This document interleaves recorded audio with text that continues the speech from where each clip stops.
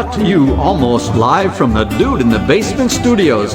Why? 'Cause that's where the good stuff is. It's Sips, Suds, and Smokes with your smoking host, the good old boys.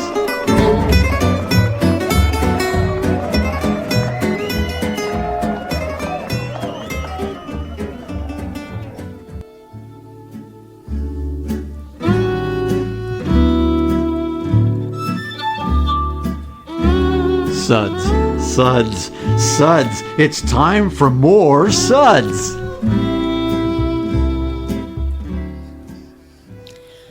Welcome, everyone, to another Suds segment. I'm one of your hosts, good old Gal Julieanna, and joining me today at the table is good old boy Sean. Hello. Good to be back, as always. Hello. Good old boy Dave. Hi. Still putting some stink on it. Oh. Sorry, I'm trying. Of course he is. Trying new things. What aren't And you how's that working for you? And what aren't you putting the stink on?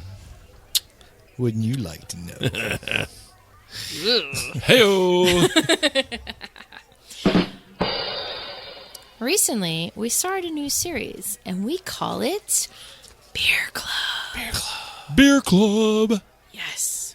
Think of it as a book club, but with records and beer.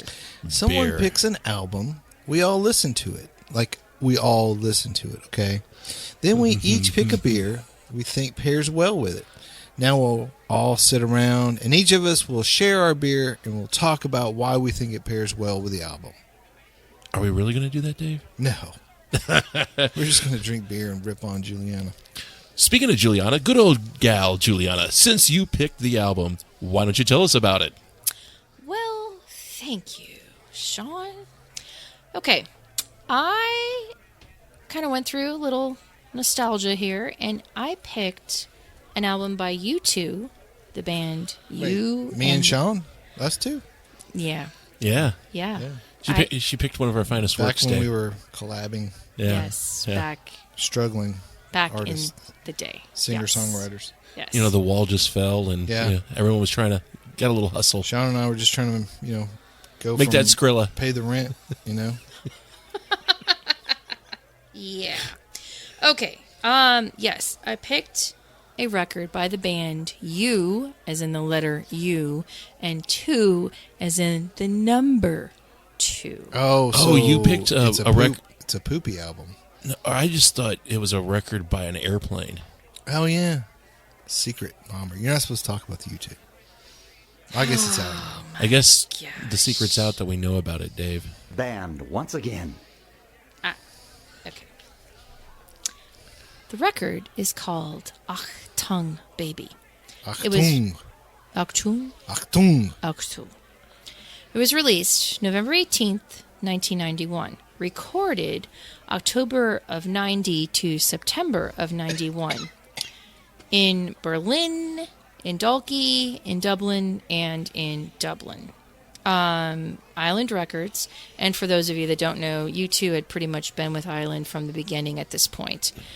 Interesting choice of producers for this record was Daniel Lanois and Brian Eno. Brian Eno. Yes.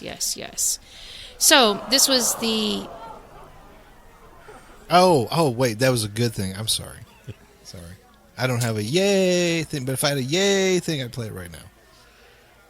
Okay. This was the 7th studio album from the band. And they had a lot of criticism with Rattle and Hum, though I don't understand why. Because they were trying to save the world. Okay. Well, I thought that Rattle and Hum was great. It was released in 88, so now this is just a couple years later. And they honestly really shifted a lot, going from like a rock anthem, if you will, of Rattle and Hum to this, which was like techie and so modern. And to me, it was a very German-sounding record, if that makes any sense. You know what I mean? Because it was very modern. Well, like I wouldn't say that Ireland could come up with something like this on their own, if you will. Right. Well, I mean, let's be honest. There's a lot of industrial music that had hit at that point. Mm-hmm. Depeche Mode is definitely making some of their best music of their career. Yeah. So there's a lot of influences out there that U2 is picking up and hearing, and from what I understand, coming out of Rattle and Hum, it was like, we need to completely change direction. We need to do something different. Yeah, and there's more that I'll get into as we go along. But good old boy Dave, why don't you give us the SUDS ratings for today, and then we'll go into it. All right.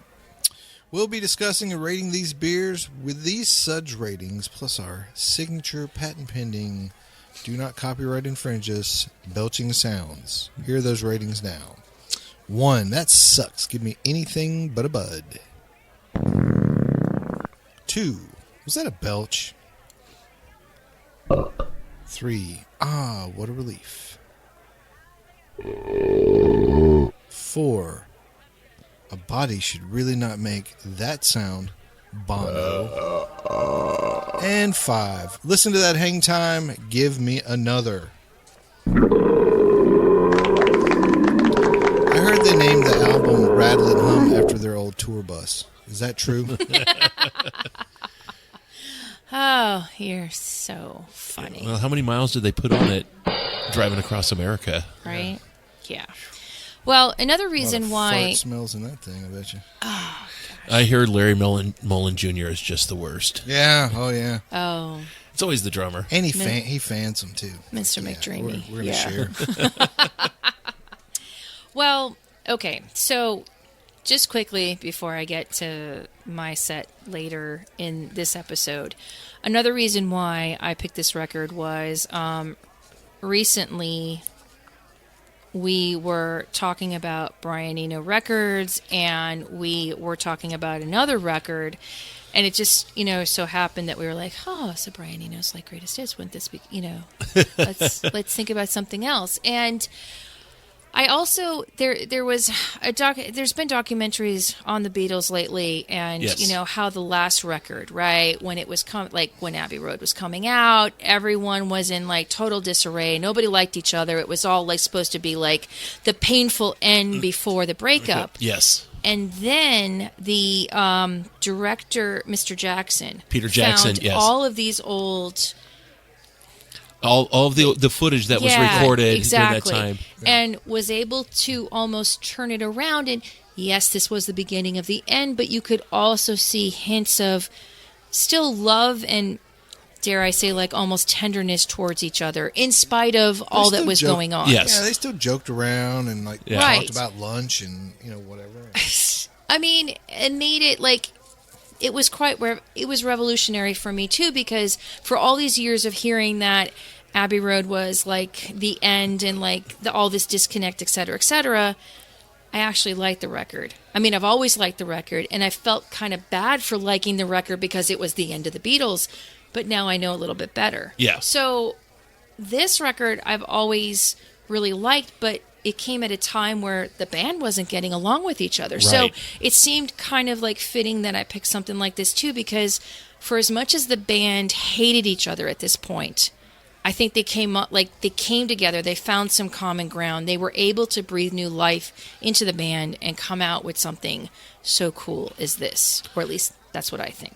Well, and along the lines of the other episode that we recorded that was involved Brian Eno, there's a lot of, again, tribal beats, a lot of African drums on this album. There's a lot of influences that are coming in that are blended really, really well into something new and unique. And so this album hit me hard when it hit. It came out when I was in high school. My uncle gave me a copy of this CD for Christmas, and it's been in constant rotation for me ever since 1991. Oh, sure. So yeah, Sure. but yeah, and then part of that is every time I listen to this album, I hear something new every time. And, I know that was kind of their goal, was to create these big sonic palettes and just, very layer things up and whatnot. And it always just keeps me entertained and interested. Oh, sure. Sure. Now, that said, some of the stuff, one, in mysterious ways got overplayed, and I had a hard time listening to them for a while. But years of, down the road, I can come back and listen to these with a fresh ear and really enjoy just how amazing and why these songs were big hits to begin with. Yeah. What beer did you bring to go and pair with this record today? I brought Sierra Nevada Oktoberfest, which is a collaboration with the Kehrwieder, Kehrwieder, Kehrwieder Brewery, I guess, in Germany. So, nice. Yeah. Sweet. 6% ABV. Indeed. This is so welcoming. Yeah. It's like a nice warm blankie. Yeah, and so for the record, we are recording this at the end of August.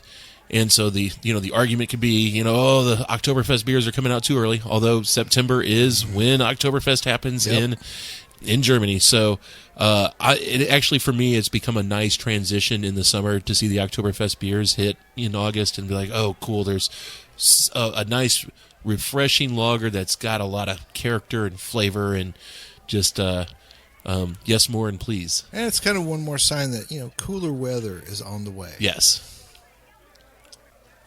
It's so pleasant. I mean, it's everything that you want in an Oktoberfest. It's so balanced. And Sierra Nevada, they know what they're doing. Yes. Without a shadow of a doubt. There's no doubt they know what they're doing. And I think, each year, this is one of my favorite American offerings to look forward to. Yes. Because it's always so consistent. Well, you can rely on it, Yeah, exactly. Yeah, Bell's Oktoberfest is another one that I would put in this category of you can rely on it, and based on the brewery name alone, you're getting quality. Well, yeah, they know how it's done. They don't have to wax poetic on changing the recipe. I mean, why change something that's so good? That's right. Yeah. No, this was a great idea, and obviously there was a lot of German influences on this. Yes. On this record, with the reunification of Germany weighing heavily, and also that conflict prior to that, along with the conflict of the band, that I think ended so well together. You know what I mean? Yeah, it was interesting. Brian Eno's tact that he took in terms of he wouldn't listen to what they were doing for a month or two and then come in and be like, you know what, this has got to go. Yeah. And then, build off of this. It was interesting. That's how this album came about. The other part being is that, they put themselves up in Berlin in this old Nazi hall. And of all places. Really. Yeah. I know. It's kind of, I'm sure they're all thinking how ironic it was to be a band that's in turmoil and kind of surround themselves with the ghosts of turmoil. Yes. While they're trying to record something that's completely different and new. I mean, if you had a rule book for how to make a record, none of this was in that at all. Anyways. Yeah. Dave, what do you think about this beer? Oh, I like it. It's a great beer. It's very festy. Because Oktoberfest, it's either a fest beer or it's like a Marzen. So this is more the lighter fest beer. Yes, and it's very light. It's an easy drinker. Sierra Nevada rocks it every time. Yeah. No, I think nice it's malty, great. biscuity. Yeah, love it. Yeah, pretty good. Well, we'll be back in just a minute. It's not just the destination, but baby, the whole elation of riding down this lover's avenue.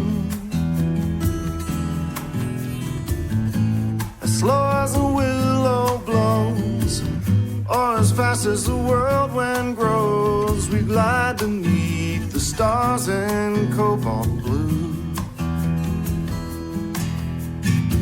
Look to the left, to the right, keep your eyes on the road, my darling, wondering if we're only passing through. Open roads and open windows, my hand is yours forever, sweet love. Our eyes ahead on these back roads with a view.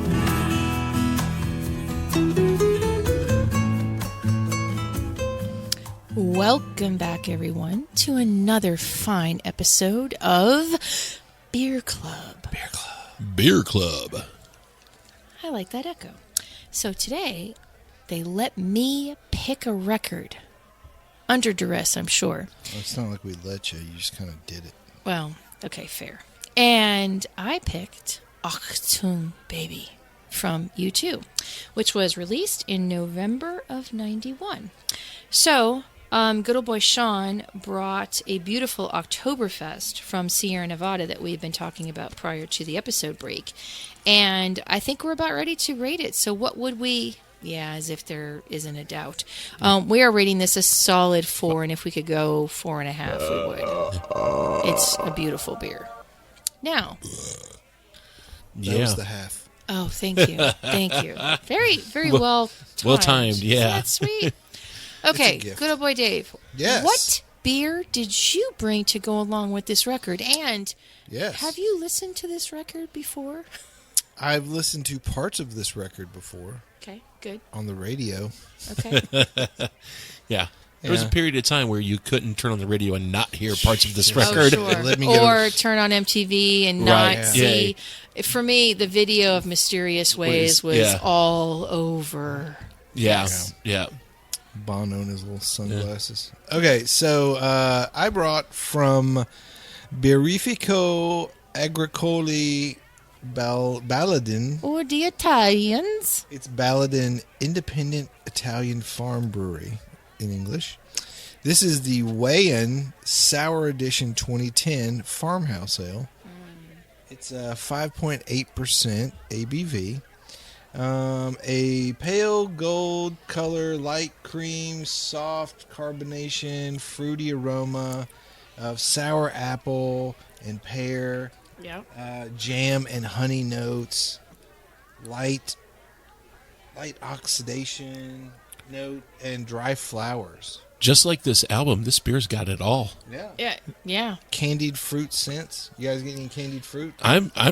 You're just ticking off the descriptors. I know. Yeah. Right. It's just- It's like yeah. you're reading Mostly- what's in my head. Yeah. Fruity and citrusy notes, which go with the sour component. Really good, balanced. The final bitter and fresh. fresh. So fresh. So For 2010. Yes. Fresh. Yeah. So 13 years ago, this Crazy. thing was fresh and fruity. Just like Just like our love. friendship and love.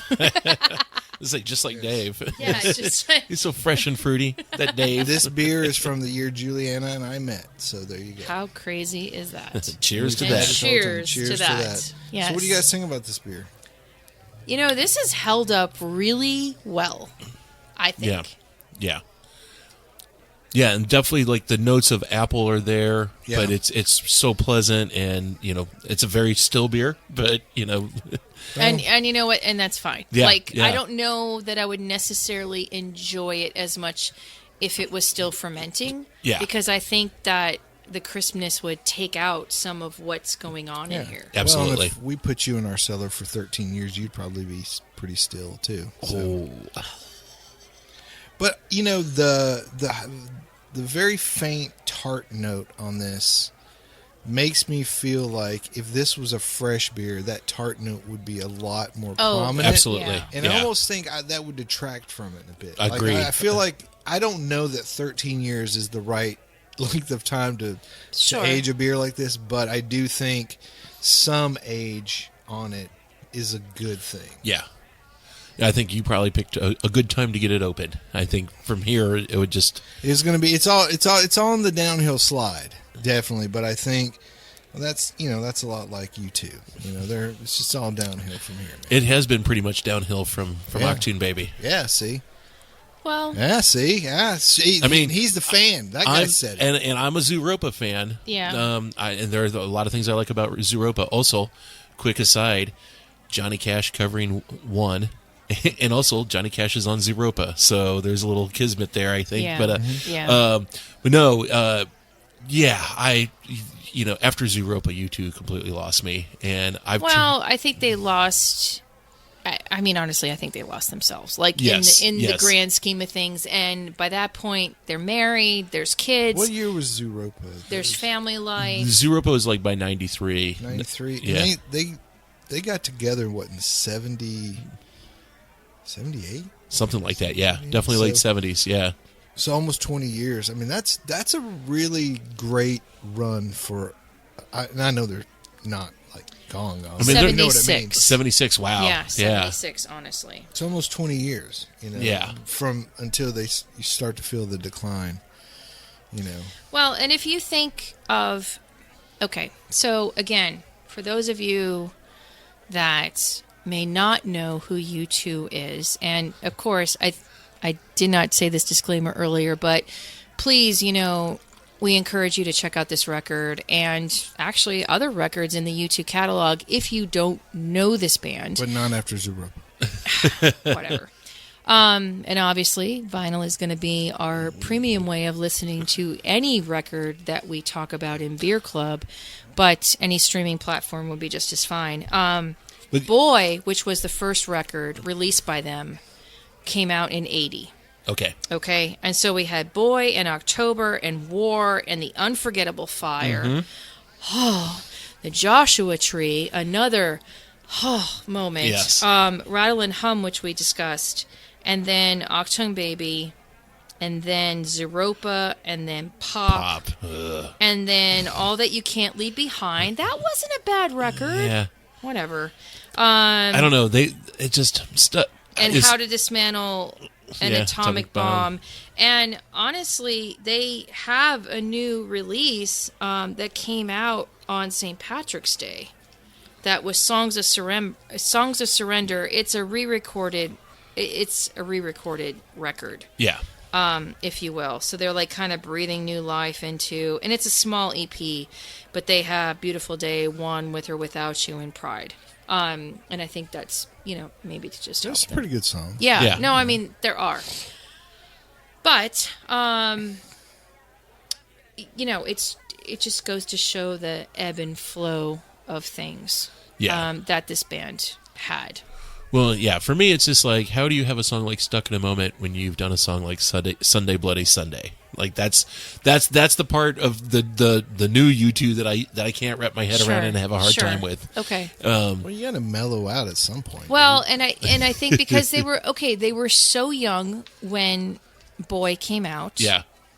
And think about the times living in Ireland in 80. Right. There's you some know, and pretty messed up stuff going on. Yes. Right. Yeah. And, and I think they, as a band, they transcended just what selling records was all about. Like, Yeah. they did more than just that. And they became outspoken in a way that, like, even Sinead O'Connor, we talked about in a previous episode, Yeah. that she was a bit outspoken in her ways, too. And the thing about Irish culture is you wear your heart out on a sleeve, as you have a gun in your hand or a knife in your hand. I mean, And a pint of Guinness. and a pint, sure, and a pint of Guinness, at least a pint of Guinness, Sure. if not a keg of Sure. Guinness. Maybe some Jameson. But you know what I mean? Yeah. They're very passionate people, and the band, then the history of their records leading up to this point, you could say is very passionate one way or another. One of the things I wondered about this album is how much did they sample and how much was it like Talking Heads Remain in Light, where they were actually just repetitively playing the stuff over and over and over again. Well, I mean, with 10 years difference, Right. Yeah. there's more technology yeah. involved. And you could tell that this record was There are definitely samples on there. techie produced, Yes. if Yeah. you will. Like it's a sharp producing, if that makes any sense. But I still, really dig it. Good Old Boy Dave, what record did you like, The what song? song? Yeah. I'm not going with one of the hits 'Kay. this time. So I actually liked Trying to Throw Your Arms Around the World. It's kind of a cool little, Yeah, it's a nice little beat. pretty simple song. Yeah. And just I like the message. It touched me, like in my squishy inside parts. Wait, So. you got squishy? Yeah, like inside it's like parts? about a square inch. You might want to get that looked at. I don't know. No one will dude. touch it. Yeah, no one will ever touch it. No, it's a good tune. And I think there's a lot of really good songs like "Who's Gonna Ride Your Wild Horses," one. For me, U2 has always been like they're a good band, like they're a really good band, they're a commercial band, but I really wanted to see them live, and I never really like bought a lot of their albums. I'm just like, If they're on the radio, I'll listen to them. If they're not, Yeah, I finally saw them live a few years ago here in Nashville, and Did you see them at Vandy? No, I wish I'd been at that Okay. show. No, I saw them at the arena, Okay. and yeah, but that was a good show. That was a great show, and I actually had a hookup on tickets because I knew I had met in a previous job one of the guys on that tours with U2. So he's like, nice. next time they come to town, drop me a line. So I ended up giving him a bunch of beer, and nothing like getting a message at like 3 a.m. saying, "Hey, we got the buses all packed up. We've cracked open some of your beer, and we're on the way to Atlanta." And I was like, that's yeah. So taking care of the road crew. Yeah. That's cool. Aw, that's really sweet. That's really sweet. And what song did you resonated for you? Sorry, that's all right. The Fly has always been one of my favorites on there, just because the way it opens up, it becomes The Fly is also the start of one of Bono's personas that he would bring out on tour. Mm-hmm. Now I have misheard this line for I don't know how many years, and I knew at some point I'd heard it wrong. And I still like the way I heard it better. So the line is, every artist is a cannibal, every poet is a thief, all kill their inspiration and sing about the grief. Now I've always heard it as, every artist is a cannibal, every poet's a thief, kill their inspiration and see about their grief. But it's always, that line's always resonated with me, that artists need something to inspire them. Sure. And they're poets, they're Art whatever. builds off of art. Yes. Right. Yeah. So cool. yeah, Cool. I've always dug this song, and just there's just so much cool stuff going on in it. Neat. Yeah. Neat. Cool. Okay, well, what shall we rate your beer to go along what with do you this guys want to record, rate oh it? boy, Dave? You tell me. I think this is a beautiful 5. Yes, yeah, I agree. And not only for the age, but just for how great it still is. It's held up very well. And this is an Italian beer from an Italian brewery that, dare I say, I wouldn't have thought they would be so good at doing sours. Yeah. You know what I mean? Yeah. Well, and then just the lack of oxidization. I mean, I did not get much cardboard. It was just a pleasant Yeah. Yeah. drink. It's crazy. Okay. What about you, Julie? So I brought something. Okay, so the record obviously meant a lot to me because 91 I was old enough to be on my own and start doing my own thing and like becoming my own person, no longer in high school, no longer, in fact, I was living in Buffalo at the time. Buffalo. Yeah, so like away from my family, on my own, my first like big apartment, etc. Miserable winters. No, actually, you got- I enjoyed the winters Yeah. in Buffalo. Yes. Okay. Side note, my first blizzard, I literally was driving in it and didn't realize it was a blizzard. Oh. And I was driving a little Dodge Charger hatchback. You know what I It was mean? like a So it was confetti not parade like or something like the original muscle car No, Charger. no, this was and I'm driving through the snow like nothing. Okay, I got to my destination, and I was there for a few hours.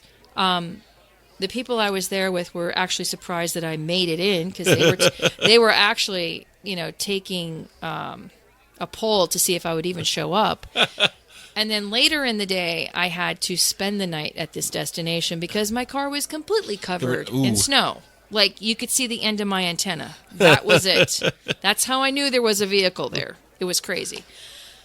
So, all of this stuff going on, and, it's very pivotal to me. But the beer that I brought is from Poland, and it's the Piwo Grodziska.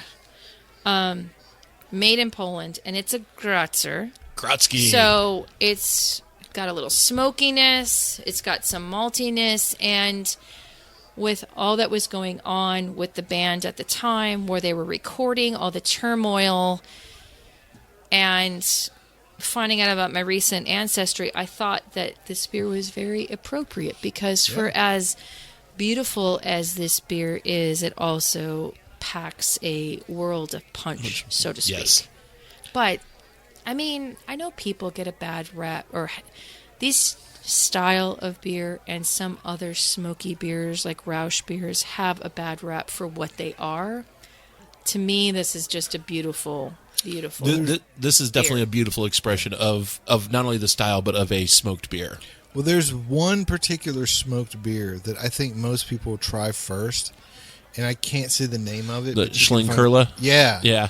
And it's that old dude on the bottle, and like if you try to drink that thing, man, Oh gosh. Yeah. it's like drinking an ashtray. Yeah, it is, and I've had that before, and I've had to brace myself. I think Yeah. that's what turns people off of Rausch Sure. beer, Yeah. you know? Yeah. Yeah, And so because this you're is- almost tasting like charred skin on that one, Yeah. and this is not that. It's a great marinade. I'll Oh, say that. yeah. Yes, Yeah. yes. It is. It's a very good would marinade. go with your rosemary beer. Yeah. Well, Hey, shut up. But Oh. this is nice because they're very light-handed with both the sourness that's just barely in the background and the smoke. Yeah. It lets you enjoy all the little parts together in harmony. yeah, it does, and to me, this relates really well, to the record. And speaking of song, it's hard for me to. Oh, here we go. Well, To name one of anything, so let's just name the album.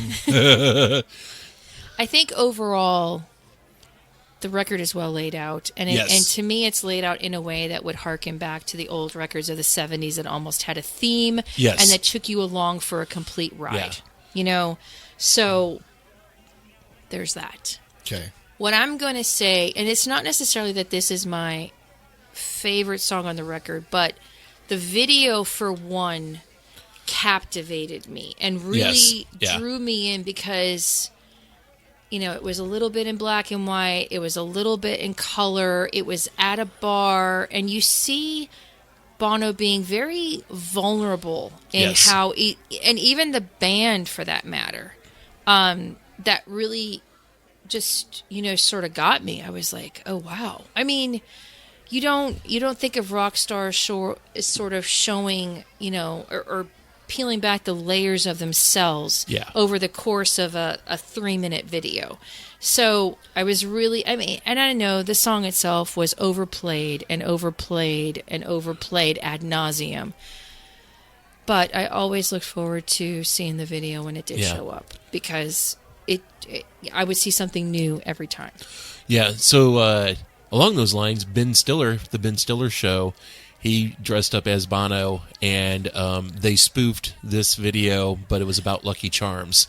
So if you need a little comic relief to kind of put the video in perspective, definitely check out that video. But yeah, no, that video was on all the time, and yeah, it was very captivating. The first time you saw it, you kind of stopped what you're doing. It's like, what is you two doing? Sure, and because it was different. Yes, and the fact that throughout this record you have various facets of Bono and the different characters that he played. I mean, I was also interested in his devil version of himself Macfisto. too. Yeah. As that came out, even more so in Zeropa. Yes. I mean, just if they hadn't already lost me at that point, I was like, oh, see, dude, and you might as well be Cher. Well, and I was just put on a different wig and okay, but I was drawn in because it kind of reinvented themselves and modernized themselves to get through that time period where things were so industrial. Well, and the other part of that too is when he was in that character, he'd be calling up world leaders and either trying to leave a message or getting them on the line, or there was that element of what's going to happen, and so he was Borat before Borat. Well, and and he kind of reminds me of Neil Gaiman and Sandman, and just how fragile things are, and how one conversation can really change the view of everything, if that makes any sense. Yeah. I don't know. Anyways, okay, what do you guys think of my Polish? Oh, I love you. Yes, yeah. I'm going to rate this a 5. No friggin' doubt. Yeah, no, excellent choice. This is such a pleasure to drink. Yeah. Yeah, and I wish I had more. What to score more the next time we go up there? Yeah, exactly. Well, gotta that be is able to get going to do it for today. I Yeah. think this was another great episode of Beer Club. Good old boy Sean, thanks so much for being here. Happy to be here, and what an album to choose. Thank you for picking this album. It was Good old boy Dave, thanks for being here. Hey, it was great. This is good old Gal Julieanna. Keep on chuggling and catch you next time. Bye. We hope you enjoyed this episode. If you're listening to us online, do yourself a favor and tap Tap it in. the subscribe button. Give it a little tappy. Tap, tap, tap-a-roo. The easiest way to listen to our show is to ask Siri, Alexa, Google, Uncle Larry, or whoever it is that talks to you on your phone, play podcast Sip Suds and Smokes. We love your feedback, and you can reach us at info@sipsudsandsmokes.com. Our tasting notes flow out on Twitter and Instagram with our handle @SipSudsAndSmokes, and our Facebook page is always buzzing with lots of news. You'll also be able to interact with the thousands Millions and millions. of other fans on those social media platforms. Do us a favor. Take the time to rate this episode if you're listening to us online.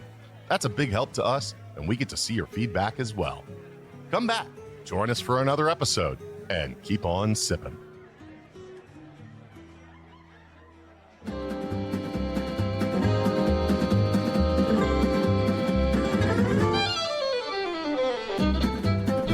This has been a One Tan Hand production of Sip Suds and Smokes, a program devoted to the appreciation of some of the finer slices of life. From the Dude in the Basement Studios, your hosts, the Good Old Boys, will see you all next time.